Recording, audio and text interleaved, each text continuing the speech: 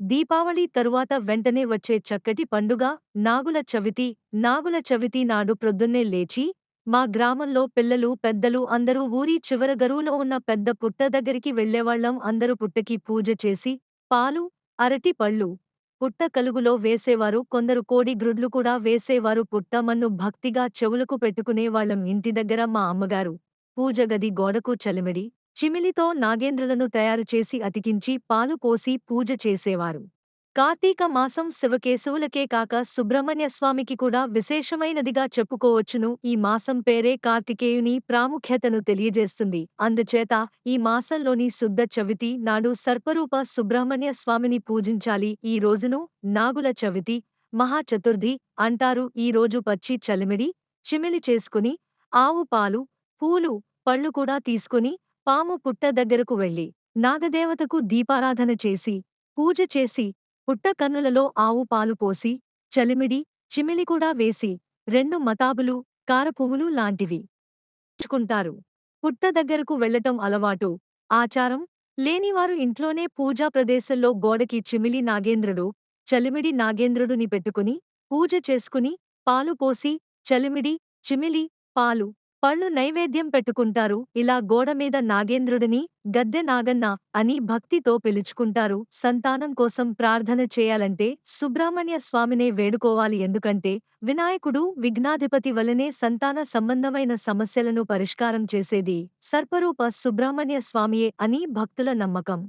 దేశమంతటా పలు దేవాలయాల్లో మెలికలతో ఉన్న నాగేంద్రుని విగ్రహాలు కనిపిస్తూ ఉంటాయి. ఈ నాగుల చవితి నాడు నాగేంద్రుని శివభావముతో అర్పిస్తే సర్వరోగాలు పోయి సౌభాగ్యవంతులవుతారని భారతీయుల నమ్మకం. ఈ దిగువ మంత్రాన్ని స్మరిస్తూ పాహి పాహి సర్పరూప నాగ దేవ దయామయ సత్సంతాన సంపత్తిం దేహిమే శంకర ప్రియ అనంతాది మహానాగరూపాయ వరదాయచ భ్యం నమామి భుజగేంద్ర సౌభాగ్యం దేహిమే సదా శరవణ భవ శరవణ భవ పాహిమాం శరవణ భవ శరవణ భవ శరవణ భవ రక్షమాం. నాగుల చవితిని భక్తిశ్రద్ధలతో చేసుకుంటే సర్వ పాపాలు పోతాయి. అంతేకాకుండా రాహుకుజ దోషాల నుండి విముక్తి పొందుతారు. వివాహం కాని కన్యలు నాగుల చవితి చేసుకుంటే శీఘ్ర వివాహం జరుగుతుందని నమ్ముతారు. సంతానం లేని వారికి సంతాన యోగం కలుగుతుందని, మానసిక రుగ్మతలున్న వారికి మనోక్లేశం తొలగి ఆరోగ్యవంతులవుతారని, చెవి సంబంధించిన వ్యాధులు, చర్మ వ్యాధులు తొలగి పరిపూర్ణ ఆరోగ్యవంతులవుతారని భక్తులు నమ్ముతారు. అందుకే ఈ రోజు పుట్ట మన్నును శ్రద్ధగా చెవులపై ధరిస్తారు. యోగ సాధన ద్వారా కుండలని శక్తిని ఆరాధించడమే నాగుల చవితి. ఈ మానవ శరీరమనే పుట్టకు 9 రంధ్రాలు ఉంటాయి. వాటినే నవరంధ్రాలు అంటూ ఉంటారు. కుజ, రాహు దోషాలున్నవారు, సాంసారిక బాధలున్నవారు ఈ కార్తీక మాసంలో వచ్చే షష్ఠి, చతుర్దశిలలో మంగళవారము నాడుగాని, చతుర్దశి బుధవారం కలిసివచ్చే రోజు కాని దినమంతా ఉపవాసము ఉండి నాగపూజ చేయుటలో చేకూరే ప్రయోజనాలు 2. ప్రధానంగా పామును చంపిన పాప పరిహారం, ఆ పాపం వంశానికి తగులకుండా ఉండటం. తైత్తిరీయ సంహిత నాగపూజా విధానాన్ని వివరించింది. వేప చెట్టు, రావి చెట్టు మొదట నాగవిగ్రహం ఉండటం పరిపాటి.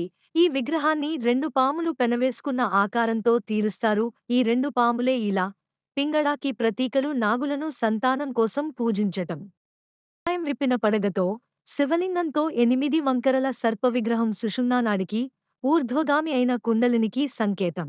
నాగుల చవితి రోజు పాముల పుట్ట దగ్గరికి వెళ్లి పత్తితో వస్త్రాలు, యజ్ఞోపవీతాల వంటి నూలు దారాలతో పుట్టలను అలంకరించి పూజ చేసి పుట్టలో పాలు పోయడం ఆనవాయితీ. సర్పం మండలాకారం లేక పూర్ణవృత్తం, పూర్తి శూన్యం. ఈ పూర్ణంలో పూర్ణం తీసివేస్తే శేషము పూర్ణం. ఆ శేషమే ఆదిశేషంగా, అనంతమనే శేషసాయిగా, విష్ణువుకి తల్పంగా ఏర్పడింది అని అంటారు. సుబ్రహ్మణ్యస్వామి ఆరాధనలో కూడా సర్పం ఉంటుంది. మరో విధంగా చెప్పాలంటే మన శరీరమే నవరంధ్రాల పుట్ట. అందులోని పాము, కుండలని శక్తి ని ఆరాధించడమే నాగుల చవితి. ఈ పుట్టలో అడుగున మండలాకారంలో చుట్టుకుని పడుకున్న పాము, కుండలని శక్తి కామోద్రేకాలతో విషాన్ని కక్కుతూ ఉంటుంది. పాలు అనే యోగ సాధన ద్వారా ఆ విషాన్ని హరించవచ్చు అనేది ఈ నాగుల చవితిలోని అంతర్అర్థం.